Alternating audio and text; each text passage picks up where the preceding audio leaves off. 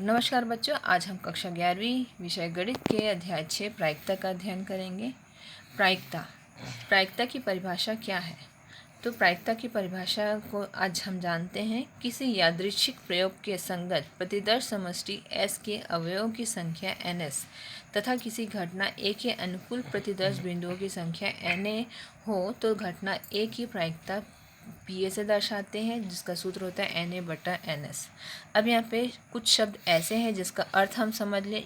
यादृच्छिक का अर्थ होता है बिना किसी चयन के। हम बिना किसी चयन के किसी वस्तुओं को जब हम उठाते हैं तो वो कहलाता है यादृच्छिक। संगत प्रतिदर्श समष्टि मतलब जितनी अनुकूल घटनाएं घट सकती हैं, जो घटनाएं घट सकती हैं वो प्रतिदर्श समष्टि कहलाता है S। और उसके संगत घटना A के अनुकूल प्रतिदर्श अर्थात जो घटना घट रही है वो कहलाता है अनुकूल प्रतिदर्श, जिसके हम संख्या को दर्शाते हैं NA से। तो यहाँ पे प्रायिकता किसी घटना के घटित होने की प्रायिकता, चूँकि घटना को हमने नाम दिया है A, तो उसकी घटना की प्रायिकता P हो जाएगा NA/NS, जिसको हम और शब्दों में लिख सकते हैं घटना A में प्रतिदर्श बिंदुओं की संख्या बटा प्रतिदर्श समष्टि S में प्रतिदर्श बिंदुओं की संख्या। और अन्य रूप से लिख सकते हैं A के अनुकूल सरल घटनाओं की संख्या बटे सम संभावित सरल घटनाओं की कुल संख्या। अब आते हैं प्रायिकता की गणितीय परिभाषा देखते हैं। गणितीय परिभाषा में अगर हम देखें तो कोई घटना A है जिसके कुल प्रयास A+B है, जिसमें से A विधियों से घटना A घटित हो सकती है तथा B विधियों से घटना A घटित नहीं हो सकती। तो चूँकि A+B कुल प्रयास है जो हम कर रहे हैं, जिसमें से A विधियों से वो घट रहा है और B विधियों से वो नहीं घट रहा, तो घटना A के घटित होने की प्रायिकता अगर हमें ज्ञात करनी है तो A प्रकार से वो घट रहा है तो वो हो जाएगा A बटे कुल कितने हैं A+B, तो घटना के घटित होने की प्रायिकता हो जाएगी A/A+B। और घटना A के घटित ना होने की प्रायिकता अगर हमें ज्ञात करनी, जिसे हम A बार से दर्शाते हैं या डैश से दर्शाते हैं, तो वो हो जाता है, चूँकि B तरीके से वो घटना नहीं घट रही है तो ये हो जाएगा B/A कुल घटना A+B। और अगर हम घटना घटित होने और ना घटित होने दोनों की प्रायिकता को अगर हम योगफल देखें तो P+A P/B जो कि था A/A+B और B/B+B, दोनों के अगर हम लघुत्तम को देखें तो एक समान है, तो सीधे सीधे अंश के संख्याएं जुड़ जाएंगी तो A+B/A+B जो कि कट किया जाएगा एक, अर्थात किसी घटना के घटित होने और ना घटित होने का योगफल सदैव क्या होता है, एक होता है। अब हम आते हैं संयोगानुपात और प्रायिकता क्या है ये समझते हैं।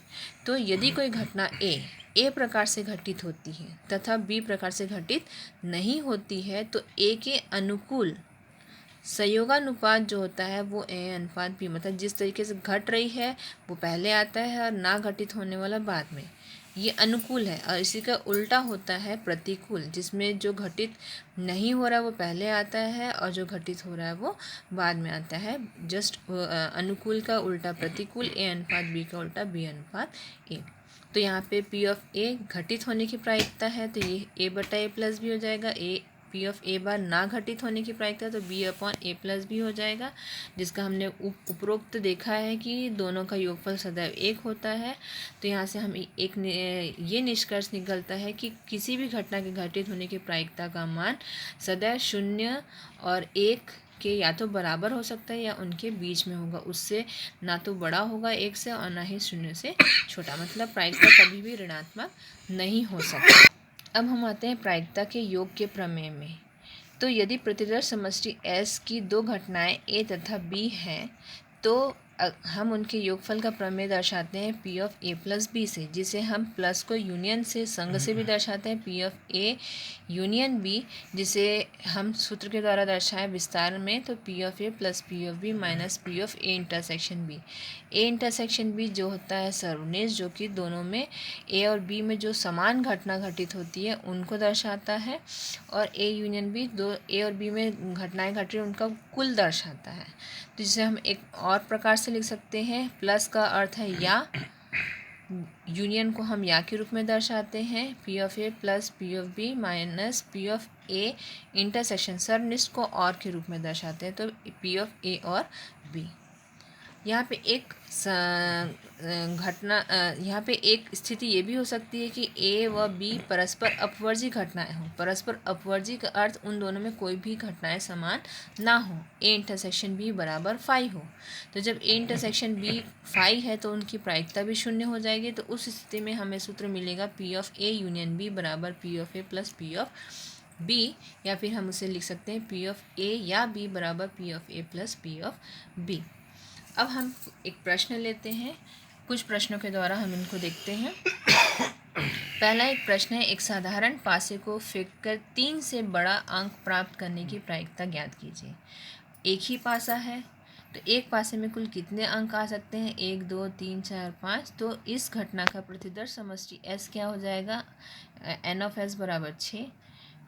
3 से बड़ी अंक जो पासे में आते हैं वो है 4 5 6। तो घटना A जो कि 3 से बड़े अंक होने की घटना है वो हो जाएगी 4 5 6, जो कि n ऑफ A बराबर क्या मिल जाएगा हमें? 3। अब हमारे पास n ऑफ A और n ऑफ S का मान मिल चुका है, तो हम 3 से बड़ा अंक आने की प्रायिकता ज्ञात करते हैं, जिसका सूत्र है पी ऑफ ए बराबर n ऑफ ए बटा n ऑफ एस, जिसका मान रखने पे मिलेगा 3/6, जो कि कट के आएगा 1/2, अर्थात 3 से बड़ा अंक आने की प्रायिकता का मान है 1/2। इसी प्रकार दूसरा प्रश्न है, 3 सिक्के एक साथ उछाले जाते हैं, कम से कम एक शीर्ष आने की प्रायिकता ज्ञात कीजिए। कम से कम एक और ज़्यादा से ज़्यादा तीनों में आ सकते हैं। तो इस स्थिति में चूंकि 3 सिक्के हैं तो तीनों के एक साथ उछाले जाने पर प्रतिदर्श समष्टि क्या हो जाएगा? एक सिक्के के 2 पहलू होते हैं, चित्त और पद। तो इस स्थिति में 3 सिक्के हैं तो उनके 2 स्थितियों के मान लिख लेंगे 2 के घात 3। तो कुल प्रतिदर्श समष्टि n ऑफ s बराबर 2 का घात 3 हो जाएगा 8, जिसको हम अगर खोल के दर्शाना चाहें तो अभी चूँकि मैंने उसको गुणा करके दर्शाया है, हम इनके बीच में युग्म भी बना सकते हैं। अब इस सभी युग्मों में कहीं ना कहीं देखें तो एक ऐसा है जिसमें हमारा शेष एक भी बार नहीं आएगा। तो मान लेते हैं, माना एक भी शेष ना आने की घटना जो है ए बार है, जो कि होता है TTT। अब इसमें TTT में एक भी हमारा शेष नहीं आ रहा है, तो n ऑफ ए बार कितना हो गया? 1। n ऑफ s हमने पहले ही निकाल लिया था, n ऑफ ए बार भी हमने निकाल लिया। चूँकि हम ना आने की प्रायिकता निकाल रहे हैं, ना आने का संख्या निकाल रहे हैं, तो ना आने की प्रायिकता पहले ज्ञात कर लेते हैं। तो पी ऑफ ए बार क्या मिलेगा? n ऑफ ए बार बटे n ऑफ s, जो कि हो जाएगा 1/s। हम शीर्ष ना आने की प्रायिकता का मान ज्ञात कर चुके हैं, तो आने की प्रायिकता कैसे प्राप्त करेंगे? तो हमको क्योंकि पता है कि किसी घटना के घटित होने और ना घटित होने का कुल योगफल होता है 1, तो चूँकि हमारे पास ना घटित होने की प्रायिकता मिल चुकी है, तो हम घटित होने की प्रायिकता कम से कम एक शीर्ष होने की प्रायिकता पी ऑफ ए निकाल सकते हैं 1 माइनस पी ऑफ ए बार से। तो 1 माइनस हो जाएगा 1/8, और जो कि मिलेगा 7/8, अर्थात कम से कम 3 सिक्कों को उछालने पर एक शीर्ष आने की प्रायिकता कितनी होगी? 7/8। अब इसी प्रकार एक और प्रश्न है, एक घटना के घटने के अनुकूल संयोगानुपात 2:3 है, तो उसके घटने और ना घटने की प्रायिकता ज्ञात कीजिए तथा घटना के प्रतिकूल संयोगानुपात भी ज्ञात कीजिए। चूँकि अनुकूल संयोगानुपात के अनुपात हमारे पास है, अनुकूल संयोगानुपात का अर्थात होता है घटित अनुपात जो घटित नहीं है। तो यहाँ से दिख रहा है कि दो घटित को दर्शा रहा है, 3 घटित नहीं को दर्शा रहा है, और कुल हो जाएगा 2 और 3 मिला के 5। तो प्रश्नानुसार घटना के अनुकूल संयोगानुपात A/B है 2:3। तो घटना के घटित होने की प्रायिकता पी ऑफ ए बराबर A/A प्लस बी में हम मान रखेंगे तो 2/2-3, जो कि 2/5। जब घटित होने की प्रायिकता मिल गई तो ना घटित होने की प्रायिकता का सूत्र भी हमारे पास है, पी ऑफ ए बार बराबर B/A प्लस बी। तो 3/2 + 3 हो जाएगा 3/5। तो चूँकि घटना के अनुकूल संयोगानुपात प्रश्न में दे दिए गए हैं A/B, जो कि 2:3, तो उसके विपरीत प्रतिकूल संयोगानुपात उसी का उल्टा होता है B/A, तो इसका भी उल्टा हो जाएगा 3:2। इसी प्रकार एक प्रश्न और है, यदि ए और बी दो घटनाएं इस प्रकार हैं कि पी ऑफ ए का मान हमारे पास है 0.54, पी ऑफ बी का 0.69, P of A intersection B का 0.35, तो हमें निम्न इनके मान ज्ञात करने हैं। तो हम एक एक करके सूत्र में ही उनके मान रखते जाते हैं और हमको हल प्राप्त होता जाएगा। बस हमें ध्यान रखना है कि उनके सूत्र क्या क्या लगने वाले हैं। तो P of A union B का सूत्र तो हमने पढ़ा है, योग का सूत्र, तो P of A plus P of B minus P of A intersection B. चूँकि इन तीनों के मान प्रश्न में दे दिए गए हैं तो हम सीधे सीधे उनके मान रखेंगे और हमको हल प्राप्त हो जाएगा। दूसरा जो प्रश्न है, P of A dash intersection B dash, ये डैश जो है हमारे ना घटने की प्रायिकता को दर्शाता है। तो एक हमारे पास सूत्र होता है डी मॉर्गन लॉ, जिसकी सहायता से ए डैश इंटरसेक्शन बी डैश में अगर हम सूत्र लगाएं तो वो हो जाता है डी मॉर्गन लॉ से ए यूनियन बी का होल डैश। इंटरसेक्शन का उल्टा यूनियन हो जाता है और दोनों का single single dash whole dash में परिवर्तित हो जाता है। तो P of A union B का होल डैश जो कि मिल जाएगा हमारे पास, ना होने की प्रायिकता है तो होने की प्रायिकता हो जाएगी 1 minus P of A union B. चूँकि ए यूनियन बी का मान हम पहले ही निकाल चुके हैं तो हमारे पास मान रखने के लिए मिल जाएगा 1 माइनस 0.88, जिससे हमको हल मिल जाएगा 0.12। उसी प्रकार P of A intersection B dash, मतलब बी डैश नहीं हो रहा है, केवल ए हो रहा है, तो ये इसको हम और एक रूप से लिख सकते हैं, प्रायिकता केवल ए की। तो केवल ए की प्रायिकता कैसे मिलेगी, पी ऑफ ए में से जो ए और बी में जो कॉमन है इंटरसेक्शन है उसको हम घटा देंगे, तो P of A minus P of A intersection B. P of A का मान प्रश्न में दिया है, ए इंटरसेक्शन बी का मान भी प्रश्न में दिया, दोनों के मान को रख के हमने घटाया तो मिला 0.19। उसी प्रकार P of B intersection A dash में ए डैश नहीं हो रहा है तो केवल बी होगा, तो केवल बी कैसे निकालेंगे, पी ऑफ बी में से उनका फिर से सर्वनिष्ठ हम घटा देंगे, P of B intersection A जो कि घट के हमको मिल रहा है 0.34, जो कि दोनों के मान प्रश्न में डायरेक्टली दे दिए गए हैं। अब हम लेते हैं एक अंतिम प्रश्न। एक पाठशाला की कक्षा 11वीं के 40% विद्यार्थी गणित पढ़ते हैं और 30% जीव विज्ञान पढ़ते हैं। कक्षा के 10% विद्यार्थी गणित और जीव विज्ञान दोनों पढ़ते हैं।